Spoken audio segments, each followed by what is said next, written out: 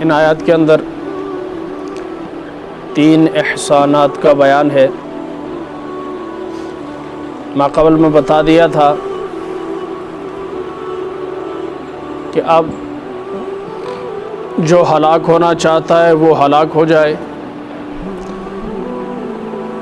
حق سمجھ میں آ جانے کے بعد، حق کے واضح ہو جانے کے بعد، اور جس نے زندہ رہنا ہے وہ زندہ رہے حق کو دیکھنے کے بعد۔ حق کیا ہے؟ 313 جو ہیں وہ 1000 کے اوپر باری ہے۔ حق کیا ہے؟ بے سر و سامان لوگوں نے انہیں شکست دی جو اسلحے سے لیس تھے، ہتھیاروں سے لیس تھے، جن کے پاس کھانے کے لیے کچھ نہیں تھا، انہوں نے ان لوگوں کو شکست دی جو روزانہ 1 اونٹ کھاتے تھے۔ 10 اونٹ، 100 بندہ 1 اونٹ روزانہ ذبح ہوتا تھا، یعنی روزانہ 10 اونٹ ذبح ہوتے تھے۔ تب حق واضح ہو جانے کے بعد اگر کوئی حقانیت اسلام کو تسلیم نہیں کرتا تو پھر اس نے ہلاک ہی ہونا ہے۔ ہوا کچھ اس طرح سے، آپ علیہ الصلوۃ والسلام نے خواب دیکھا، تو خواب میں آپ کو کافروں کی بہت کم تعداد اللہ تعالیٰ نے دکھلائی، اور آپ نے خواب صحابہ کو بیان کی۔ تو اب یہ ان کے لیے ایک حوصلے والی بات تھی کہ دشمن تو کم ہے، مقابلہ کر لیں گے۔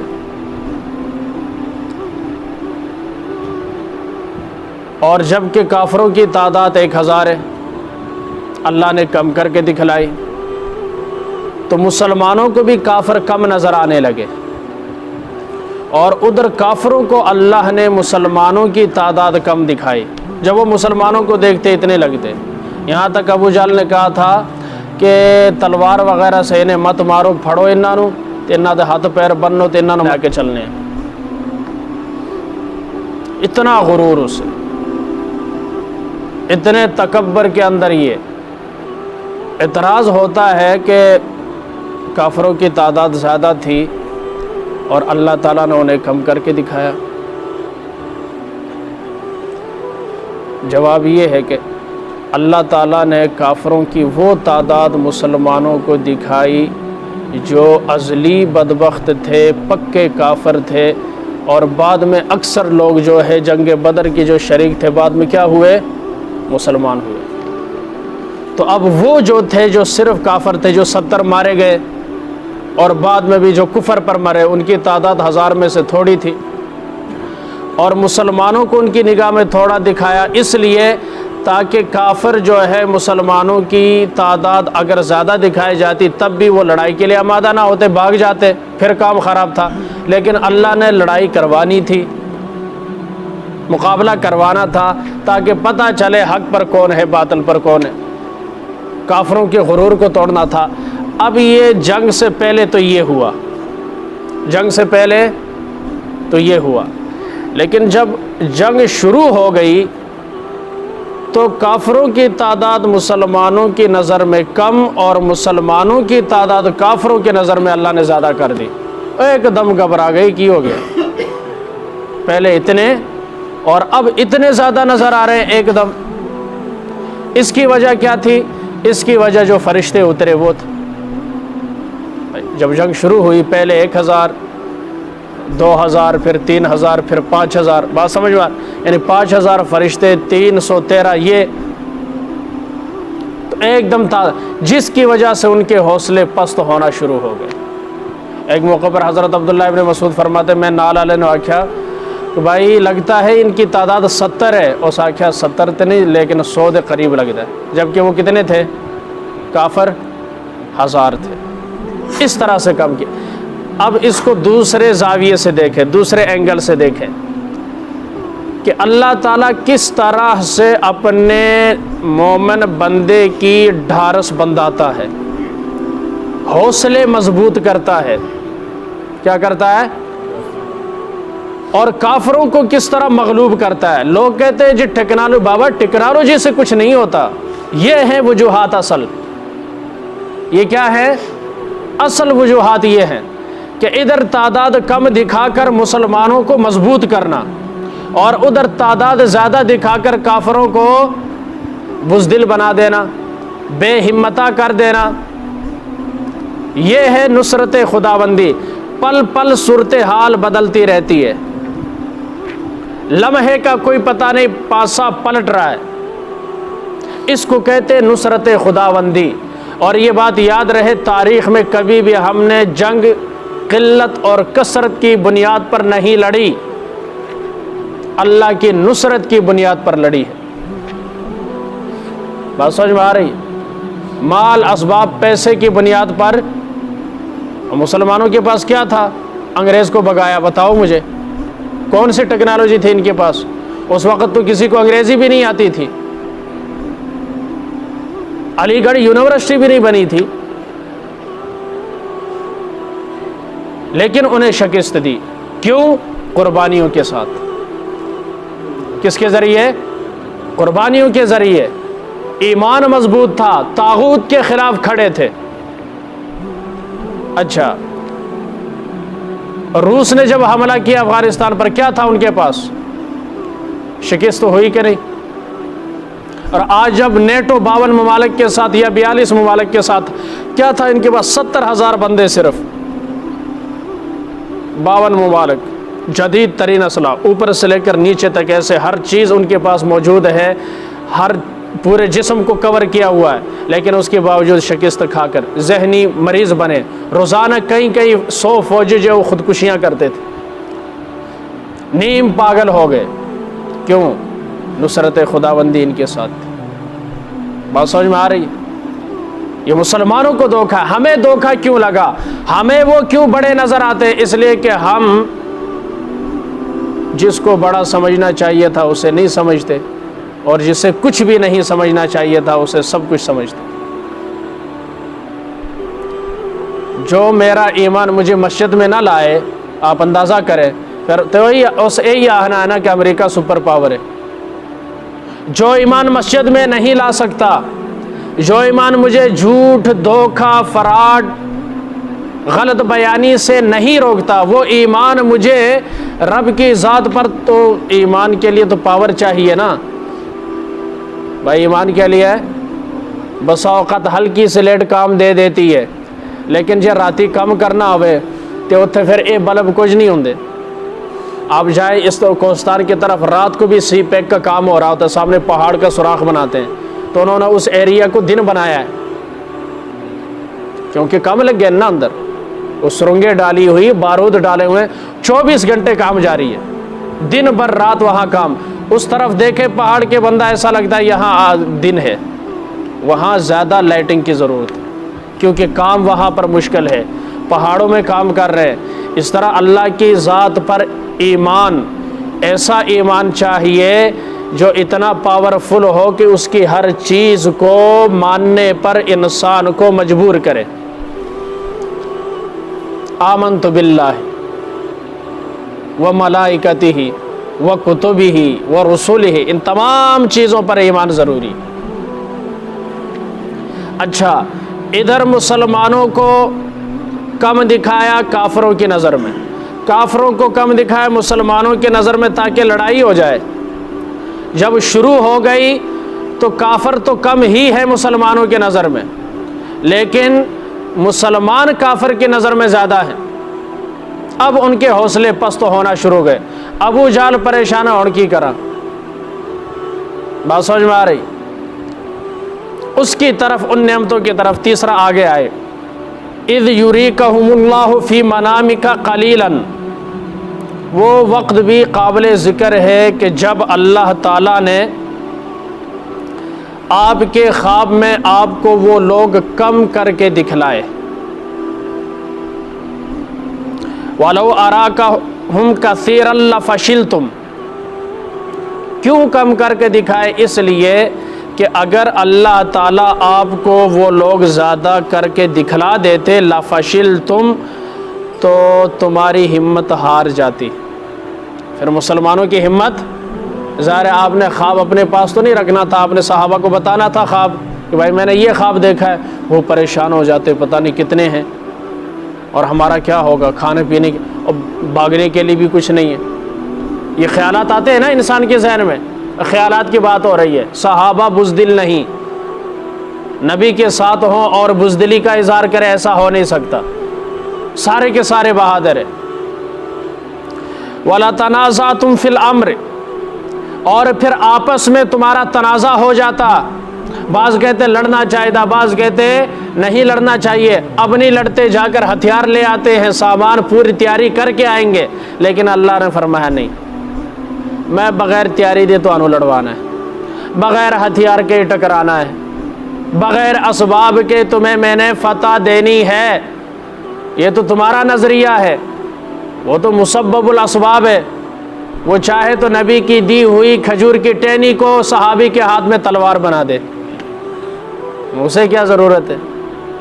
تلوار کے لوہے کی مجھے ضرورت ہے، اللہ کو ضرورت. وہ چاہے تو نبی کے دیے ہوئے وہ جو لاٹھی ہے صحابی کے ہاتھ میں، اس کے اندر اللہ تعالیٰ روشنی پیدا فرما دے. بات سمجھ میں آ رہی ہے؟ وَلَكِنَّ اللَّهَ سَلَّمَ، لیکن اللہ تعالیٰ نے بچا لیا تم کو. اِنَّهُ عَلِيمٌ بِذَاتِ الصُّدُورِ، وہ دلوں کے بھید جانتا ہے.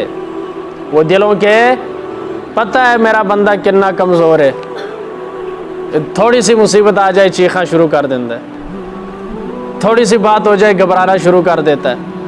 بات سمجھ میں آ رہی ہے؟ جبکہ گھبرانا نہیں چاہیے. وہ تو آزماتا ہے نا، اللہ ہمیں نہیں آزمائے گا تو کسے آزمائے گا؟ آزمائش سے ایمان مضبوط ہوتا ہے. حضرت بلال کی مارون کے لیے کیا ہے؟ آزمائش ہے. ایمان مضبوط ہوا کہ نہیں؟ صحابہ کا ہجرت کرنا آزمائش ہے، ایمان مضبوط ہوا کہ نہیں؟ اب دیکھیں ہجرت سے پہلے کی حالت دیکھیں، ہجرت کے بعد کی حالت دیکھیں. بھائی امتحان جب تک نہیں دیں گے اگلی کلاس میں نہیں بیٹھے. ترقی دنیا کا قانون ہے. اگر آپ 9 سے 10th میں جا رہے ہیں تو اگزام دینے پڑیں گے، ایسا ہی ہے. اگر آپ لگاتار پڑھتے رہے امتحان نہ دیں تو آپ کو نوکری نہیں مل سکتی، کیونکہ ثبوت چاہیے. بھائی کب کہاں کس جگہ امتحان دیا، آپ کا سینٹر کون تھا، کس بورڈ سے آپ نے امتحان دیا ہے. بات سمجھ میں آ رہی ہے؟ یہ سینٹر جو ہے میدان جنگ ہے. کیا ہے؟ ممتحن اللہ کی ذات ہے، نگران محمد الرسول اللہ ہے، اور امتحان دینے والے جماعت صحابہ ہے، اور نمبر 100/100. یہ وہ لوگ ہیں جن کے دلوں کا اللہ تعالیٰ نے امتحان لیا. بات سمجھ میں آ رہی ہے؟ اللہ دلوں کے بھید جانتا ہے. وَإِذْ يُرِيكُمُوهُمْ إِذِ الْتَقَيْتُمْ فِي أَعْيُنِكُمْ قَلِيلًا، اور اس وقت کو بھی یاد کرو جب اللہ تعالیٰ نے تمہیں مقابل کیا کافروں کے، اور پھر لوگوں کو تمہاری نظر میں کم کر کے دکھلایا. یعنی اللہ تعالیٰ تمہیں ان کی تعداد کم کر کے دکھلا رہا تھا. وَيُقَلِّلُكُمْ فِي أَعْيُنِهِمْ، اور تمہیں ان کی نظر میں کم دکھا رہا تھا، انہیں تمہاری نظر میں کم دکھا رہا تھا. اس کی وجہ کیا ہے؟ لِيَقْضِيَ اللَّهُ أَمْرًا كَانَ مَفْعُولًا، تاکہ جو کام اللہ کرنا چاہتا ہے وہ ہو جائے. جو بات اللہ نے طے کر لی ہے اپنے علم ازلی میں وہ ہو جائے. وہ کیا تھی؟ جنگ ہو، حق اور باطل کا مارکا سجے، اور دنیا کو پتہ چلے جنہیں تم مٹھی بر سمجھتے ہو. بات سمجھ میں آ رہی ہے؟ جنہیں تم مٹھی بر سمجھتے ہو وہ ایک طاقت بن کر ابھرنے والی ہے. اور کل تک کہتے تھے داڑھی پگڑی ہم ان کے ساتھ بیٹھنا بھی گوارا نہیں، ہم ملیا میٹ کر دیں گے، ختم کر دیں گے. یہ کون ہوتے ہیں؟ اور پھر دنیا نے دیکھا، سخت شرائط کے ساتھ دستخط کرنے پر مجبور ہوئے. اور پھر اللہ کی قدرت دیکھے، انہوں نے کہا ہم 2-3 دن اور لگ جائیں گے ہمارے جانے میں، لیکن ترجمان نے کہا نہیں، 31 تاریخ سرخ لکیر ہے. پھر اسی رات پہنچے کہ نہیں پہنچے امریکہ؟ ساری دنیا نے دیکھا، نیوز بریک کی پوری دنیا کی میڈیا نے. انہوں نے کہا ڈیڈ لائن آخری اس کے بعد کوئی نقصان ہوا تو ہم ذمہ دار نہیں ہیں. یہ قوت اور طاقت دینے والا کون اور انہیں ذلیل اور حقیر بنانے والا کون؟ اللہ کی. تاکہ اللہ تعالیٰ جو فیصلہ کر چکے ہیں وہ ہو جائے. اب یہ تو حالت ہے پہلے کی. اللہ تعالیٰ نے انہیں کم، مسلمانوں کو بھی کم، لیکن جب جنگ شروع ہو گئی اس کے بعد تعداد مسلمانوں کی زیادہ، کیونکہ وَإِلَى اللَّهِ تُرْجَعُ الْأُمُورِ، سب نے لوٹ کر اللہ کے پاس جانا ہے. تمام کاموں کو اللہ کی طرف لوٹ کر جانا ہے. اور پھر اب مزید جو ہے آگے میدان جنگ میں فتح یاب ہونے کے لیے کن اصولوں کی ضرورت ہے، بہت اہم درس کل کا. وہ کون سے اصول ہیں، وہ کون سی چیزیں ہیں جسے اپنا کر ہم جو ہے کامیاب رہ سکتے ہیں، ہمیشہ فتح یاب رہیں گے. وہ کون سے اسباب ہیں جن پر چل کر مسلمان پھر سے عروج پا سکتا ہے. معاہدات سے عروج نہیں ملتا، خروج میں عروج ہے. آج امریکہ اپنی جگہ ٹکا ہوا نہیں ہے. روس کا پوائنٹ کیا ہے؟ امریکہ جو یوکرین کو مار رہا ہے، سمجھے ذرا. وہ قرآن بتاتا ہے کافر ٹکتا نہیں ہے ایک جگہ. آج امریکہ خروج میں ہے، اسی وجہ سے پوری دنیا میں عروج میں ہے. اس کی فوجیں ہر جگہ ہیں کہ نہیں؟ نیٹو کی صورت میں اتحادی بڑھا رہا ہے کہ نہیں؟ روس کہتا ہے ہر چیز کی حد ہونی چاہیے. اب تم یوکرین کو بھی اپنے ساتھ اتحادی بنانے چلے ہو. آخر یہ اتحاد کس کے خلاف کر رہے ہو؟ یہ بلاغ تو ہمارے لیے خطرہ ہے. بھائی اس نے کہا کہ ہمارا کوئی فوجی تمہارے سرحد میں نظر آتا ہے؟ امریکہ کہتا نہیں. وہ کہتا میں اپنی سرحد کے قریب دکھاتا ہوں امریکہ کے اڈے ہیں. کیوں ہیں؟ کس وجہ سے؟ یہ بلاغ کیوں بن رہا ہے؟ تیسری جنگ کا سٹیج سج رہا ہے. اب یہ کام تو تھا مسلمان کا، وہ شہر سے ملک کی طرف، ملک سے پھر بر اعظموں میں پھیلے، انسانیت کو ظلم سے بچائے، اللہ اور اس کے رسول کے پیغام کو پوری دنیا میں پھیلائے، اور اسلامی سلطنت کا پرچم ہر ملک کے اوپر لہرائے، ہر جگہ مسلمان حکومت کرے. یہ مشن، یہ کاز ہمارا تھا. یاد رکھنا، دنیا کی کوئی بھی کتاب انہیں ملک فتح کرنے کا نہیں کہتی، لیکن قرآن واحد کتاب ہے جو اللہ کی حاکمیت کو پوری دنیا میں راج کرنے کا، نافذ کرنے کا کہتی ہے. کہتی ہے کہ نہیں؟ لِيُظْهِرَهُ عَلَى الدِّينِ كُلِّهِ، تاکہ تمام ادیان پر دین اسلام واضح ہو، ظاہر ہو. وَالَّذِي أَرْسَلَ رَسُولَهُ بِالْهُدَى، اللہ وہ ذات ہے جس نے اپنے حبیب کو بھیجا ہدایت کے ساتھ. وَدِينِ الْحَقِّ، اور دین حق دے کر بھیجا. بھائی جو چیز حق ہے اسے ہر جگہ ہونا چاہیے نا، ہر ایک تک پہنچنا چاہیے کہ نہیں؟ بولے ہر بندے کو مستفید ہونا چاہیے کہ نہیں؟ اب میں صبح سے شام تک دکان سے ہی نہیں نکلتا، میں کہتا ہوں اور نماز پڑھنا ٹائم کو نہیں، تو میں کیسے دین حق ان تک پہنچاؤں گا؟ ایک چھوٹا سا سوال ہے. جب میں جنازے کے لیے ٹائم نہیں نکال سکتا، ولیمے کے لیے ٹائم نہیں نکلتا، عبادت ادا کرنے کے لیے، نماز کے لیے زیادہ تیر مارو 15 منٹ، بڑے سکون سے پڑھو، وہ 15 منٹ نہیں نکلتے تو میں 15 مہینے، 15 دن، 15 سال میں کیسے اللہ کے راستے میں جا سکتا ہوں؟ یہ ہمارا آفاقی نظریہ ہے.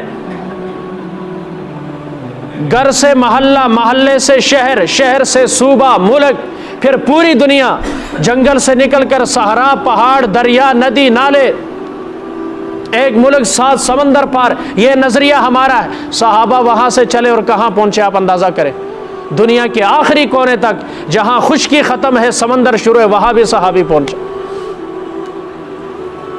حضرت عقبہ بن عامر رضی اللہ تعالیٰ عنہ گھوڑے سمندر میں ڈال کر آخری جملہ کہا، مولا کریم میرے علم میں یہاں سے آگے خشکی نہیں ہے بلکہ سمندر ہی سمندر ہے.